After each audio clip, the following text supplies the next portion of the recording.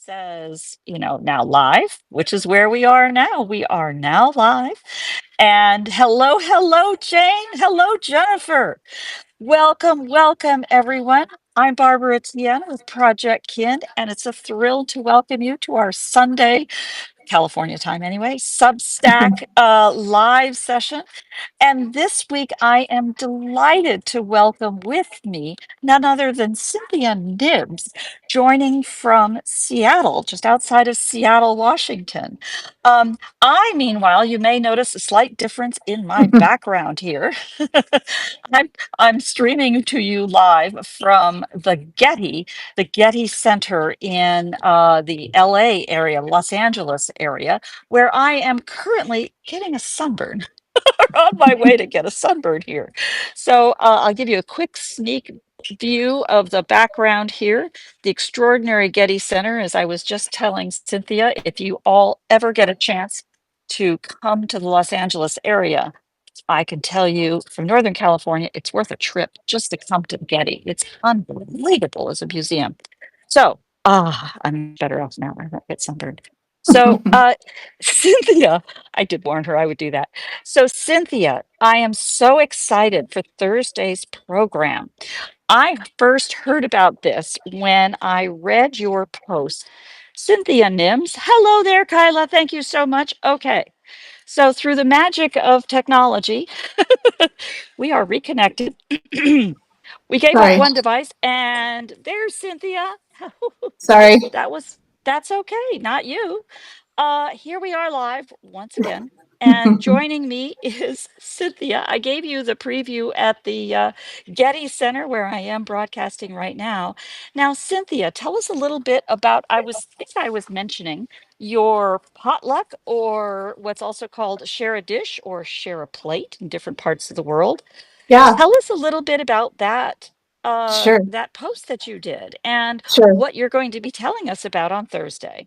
Absolutely. Yeah, it was interesting to hear in that other video that you did recently how different parts of the world have a different term. It hadn't occurred to me that potluck, of course, it would have a different sort of term in different parts of the world. So that's kind of a fun cultural thing to learn too, is how different folks refer to that. But yeah, the idea of bringing dishes to share is something that is universal. It applies to so many different parts of our year's activities, a neighborhood picnic, the holidays, it could be anything.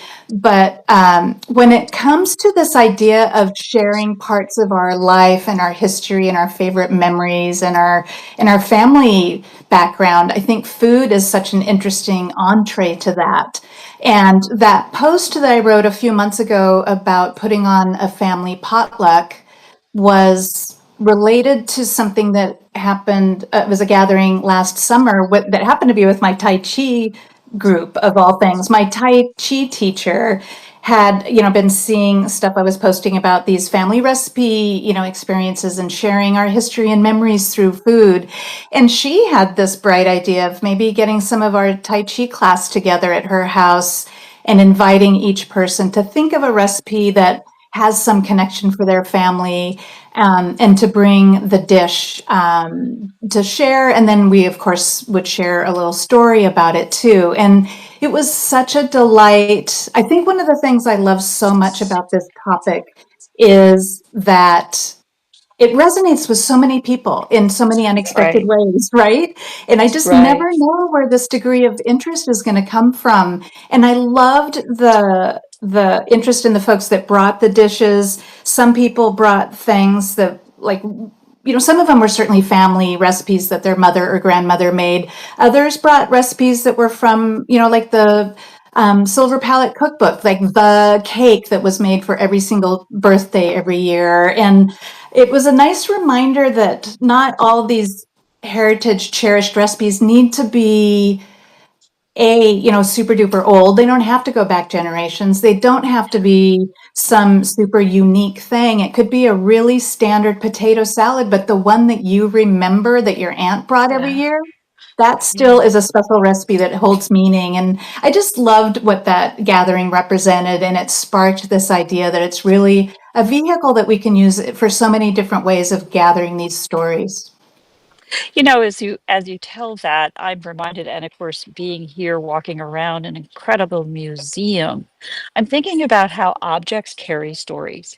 Mm, Simple as that. mm, for And sure. in a museum, you look at an object and you are learning from the curation about why that's important. What are we Absolutely. doing? When you serve a dish, you go to a fancy dancy restaurant, right, with a server who does a an audible. What's it called? This is the dish that was grown from the Northern California Yeah. thing, perhaps. And you have the fish who swam in. Understanding the stories behind, even at that third party level, Hmm. is one thing. But when you're inside a family and you can hear why this is important to you, it Hmm. may be important to you because it was the dish that Nona served. It Hmm. is the dish that you remember from the old country or something like that. But maybe it's the dish that suddenly made your mind blow about why something was important, and that says something to you. Yeah. And I think, yeah, they all start somewhere and in something, in some way that is transformative, Hmm. right? It Right. turns it from an an inanimate object into a thing, a particular thing. For sure. And yeah, that's just so. So I was also thinking as you were describing that about how you know in families oftentimes there is the story keeper, and then there are other Hmm. people who are just not. I Hmm. don't know. I came from here. My grandfather was from Connecticut. Um, but so maybe just organizing this as a family where everybody has a job to do to go tell a story may not work. Yeah, I right. don't know, A right? structured approach isn't always the most effective way to do it, right? Yeah. Right. Yeah. And I tend to think that what's most important is, well, begin with the end. I say that a lot. And to know what the mission is, know what the goal is. If Hmm. the goal is to squirt a story out of everybody, by God, you may as well be in a sixth grade storytelling class or something, Right. right? Right. But that's not this. This is a family. Hmm. And giving people a space to be able to tell those stories, and putting something delicious in front of them is usually a way to, you know, oh, having people taste different dishes and talk about what Yeah. they like about them and Yeah. why, Right. Yeah, I think the one of the why. right, right. What I think the why is really huge. And I think I think there's a couple of interesting things that can happen from these experiences. I want to do more of these. In fact, I should figure out a way I want to kind of come up with a template of sorts where I can host them maybe even around the Seattle area and sort of for community groups or whatever and sort of animate the conversation around it. I think this would be so cool because I would learn so much just seeing what people bring, what kind of questions they have, what kind of stories they share. And I think that's the thing for us to keep in mind. Those of us who are the story keepers, storytellers, the cooks, we kind of know inherently, the value of these things and what the connection is to our past and our loved ones. But what is so cool, and one of the coolest things about that potluck I went to was the surprising revelation to those who walked in that room not understanding that food had a connection to their past. And I think that, like, when you're in a room and you see light bulbs start going off from the people who are like, I don't know, I really I don't, I don't keep these, I don't have these memories. I don't think a lot about food and family. I think those are the people that are going to leave even more sparked, more inspired. And it's just cool to see those light bulbs go off for people who haven't gotten there Yeah. yet. And I think that's one of the Yeah. big things here is to not only think about your family that is already so engaged in food and already thinking about recipes and connection, invite the family that might shrug and think, I don't know what I have to contribute, but make sure they feel welcome. And it's, like, again, it doesn't have to be a fancy recipe. It can be just, some everyday recipe, but engaging them in the conversation might be surprisingly revelatory for everybody. And I just think there's a lot of Yeah. room for that in these kind of gatherings that are not so structured. You're not assigning people to bring an appetizer or a dessert. You're letting them just bring whatever the prompt inspires them to bring. And it can be a mix of maybe somebody's going to remember a Chex Mix and just do an old school Chex Mix, but have a great story. And I think there's room for that too, right? Yeah, I was just laughing because Lori Olson White posted a thing about potato salad a few months Oh, ago, right. Of course. Yeah.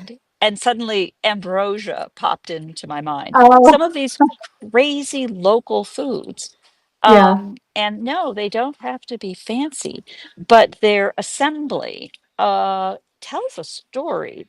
What is that story, and why does it matter to you?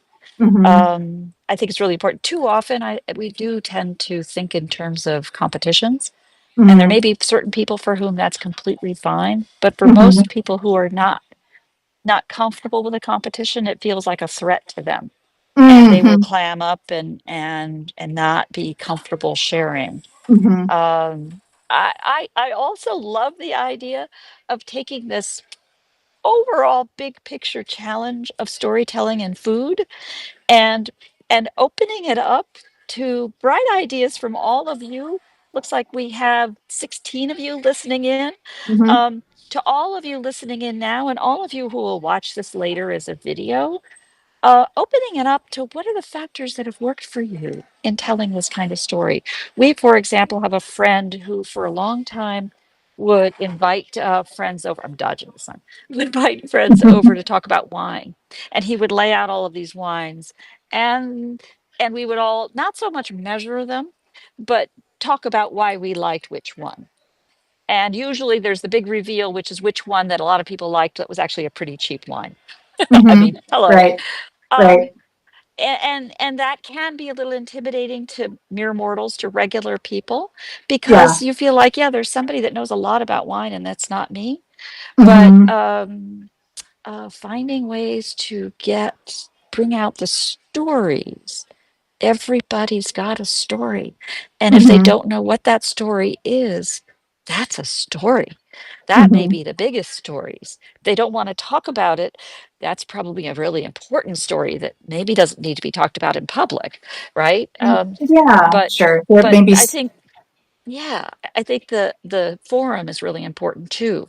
This Sure. is not a platform, right? I don't need to run a platform. What I'm Yeah, trying to do is get people to tell their stories and for sure. recognize how important those stories are, Yeah. Yeah. especially elders in a family. Go ahead. Yeah. I was just going to say, yeah, that was kind of the experience at this potluck. We've shared the food for a while. It's not like we jumped right in and discussed the stories behind them all. We had a lot of social time and enjoying everybody's dishes. And then, as the eating was sort of winding down a little bit, that's when we started sort of going around the group and people telling their stories around it. And that was again such a delight. And then the one person I'm remembering very clearly, I swear, when it got to him, he's like, well, I brought this dish of my mom's. It was a dessert. I don't remember, a coconut something or other. And he said, I really don't have much to say. Haven't thought about this. And I swear, 5 minutes later, he is still telling us stories because it literally unspooled as it got around to him. I think he had a chance to hear other people's perspectives. If we'd asked him early on, I don't think he would have said much because I think he would have been like, wouldn't have had the vision yet about what he brought and how it connected to their family history. But by the time it came around to him, he started saying, "Oh yeah, there was that time. Oh yeah, my mom. We lived in Texas, and she learned this thing from that neighbor." And these are things that he had clearly never once thought about. But that environment helped, open his eyes to sort of these connections between where his family lived, who the neighbors were, what part of the country they were in, what new things his mom learned from folks around them, and Yes. it was just such a delight. So yeah, I think keeping it relaxed, the invitation itself just even being relatively open, and again, not sort of assigning people to come with an important story, but think about your family, think about a dish that brings pleasant memories to mind or reminds you of a loved one, and just Mhm. come enjoy an afternoon together, and we'll share No, thoughts. I have an idea here. First of all, I love that. And is Lori's just is on the chat here now and has pointed out the power of those comfort foods. Bring a Hmm. comfort food. What is it about it that's comfortable and why? Right. Boom, right Yeah. there. You've got a story, right? Right. Um, I have a feeling that this is such a broad, it's like opening a kind of storybook. And there are so many different ways to take it that we're going to find some wonderful contributions coming in here in Hmm. feedback for what are, I'd like to think, crowdsourced best practices, things Hmm. that are, and great ideas of everything from how the invitation might be structured to Hmm. how the opening might be structured to get people talking and how it's captured and documented. Right. There's a little Right. part of me that has now gotten experience with this video or, audio, video, media type of technologies, but they're so Hmm. intimidating to most Hmm. people. Hmm. And they shouldn't be, but they are. And, Hmm. just like I often reflect on talking on a telephone. I mean, if you think about it, it's really crazy. You're sitting there Hmm. speaking into a machine that nobody's around you. That's just crazy. Um, but being able to see this breadth of conversation going, and of course, I saw Kate. You said something. I didn't. It flew by. There you are. Hello, Kate. Writes each of my pie champs. I'm sorry. It's very hard for me to read this. If someone else can you see that, Cynthia? I am Have not a recipe. sure. Let's see. Each of my Oh, I pie see. Oh, this is pans. Kate. Yeah, yeah, yeah. We have a recipe exchange where we each share a recipe, not necessarily pie, and the story that goes with it. I've been doing this for nearly 15 years and now have a large binder full of those recipes and stories. That's great, Kate. Thank you so much for being here. Yeah. Hi, Kate. Bringing That's together great. food people and family people. We're Yeah, on to something. Who yeah. knew? Yeah, and I think there's a question of like, do you want people to bring the dish and the written recipe, or maybe it's just the dish at first, and then later you kind of see, the interest in the different recipes, and later maybe there's the recipe component, and that's up to the individual event and the group of Oh people yeah. coming. Oh yeah. But if you want to get the recipe and the story, maybe maybe you even have a blank notebook there, and people Yeah. also write like a brief version. Everybody gets a page and they write a brief part of their story in a physical notebook that's a part of that event too, or maybe it's a long-term one that you just start with. Maybe you have multiple potlucks over the course of years and you start having a notebook in which these are kept, kind of like what Kate did. So yeah, Yeah. I think there's so many different ways to approach it, and that's the beauty of it. It can be so personal to the group and the intent, like you said, whatever the goal is. Right. What I want to see more than anything else is for people to actually do this. And when something goes wrong, don't be discouraged from doing it again, because that's how actually you're learning something. For And sure. then what we can do, this group can do is to keep highlighting best practices and tips of, yeah, don't want to do that. Like Yeah, take right. the most vulnerable person, put them on a stage, put a mic in front of them and say, go. I mean, Yeah, yeah, right? But, that seems like wrong. But there are other ways that we do things sure. that actually feel that way. And people, you wouldn't expect it to feel that way. She Hmm. told me she had a story to say, so go. I Hmm. encouraged her. No, Hmm. you put her on the spot.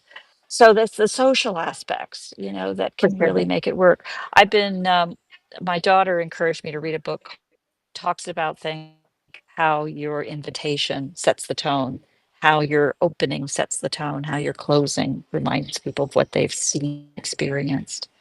And Hmm. I love that really because it's kind of social engineering, if you'll Hmm. pardon the expression, in the sense of saying, okay, and actually that's what every formalized event does.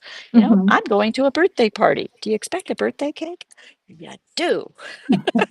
Right. Yeah, and it's kind of like I write, I mean, as a writer, I always think about my audience too with every project, every Yeah. article. Who's the audience? Who's going to be reading this? And so that's kind of how you approach a party too. Like, who's coming? What kind of interests do they have? Is it going to be like a fancy dinner table party, or is it a basement kind of knockabout snack party? So I think again, there can be just so many different approaches when you consider the folks coming and what's going to suit them and what's going to suit the ambiance that you're trying to set. And the one that I went to, and I think again this can vary. It was a mid afternoon, so you're not necessarily too concerned that it actually be like dinner, so to speak, because there's if it I mean if the doors are open and people can bring what they want, you may or may not get a lot of like main coursey kind of things. So if I think that's another Yeah. way to approach it is to keep it casual, keep it sort of mid afternoon, so you're not too concerned about like what the offerings Hitting. are, and it can really truly just be an organic gathering of whatever dishes are people are drawn to, right? That's brilliant, and it really speaks to the point about kind of best practices when the goal isn't to feed everybody and declare that I had a dinner party on Tuesday. Mhm. Instead, the goal is the stories And the social and time, yeah. and the social connection that brings, Mhm. the stories bring us together. And so I love those subtle tips that turn it into something that we can all learn from, like borrowing a story itself. So, Mhm. listen, as we bring this together, I want to take another little situational aspect here. As I said, I am here in a museum. I need to dash to the airport. So, I'm going to wrap this up. For those of you who see these regularly, you know that the video will go out right away with basically nothing in the body copy. And I will be updating that. So you will see the same link and I will update it again. In this case, let's say within about 6 hours. I think I can do it at the airport. Hey, welcome to live video. And thank you again, Cynthia. Thank you again for joining me here, for Sure. having the courage to do a Oh, yeah, Substack it was Live great. Yeah, yeah. and joining in on Yeah, Thursday. we'll see We're you all so Thursday, privileged to I hope. have you join Yeah. us and be part of this community. You and your amazing food friends. We're going to do this. This is going to be a thing. And I have classified this right now as a project recipe, but I think this is going to be like a progressive party. It's a progressive recipe Perfect. that we will continue to be learning from.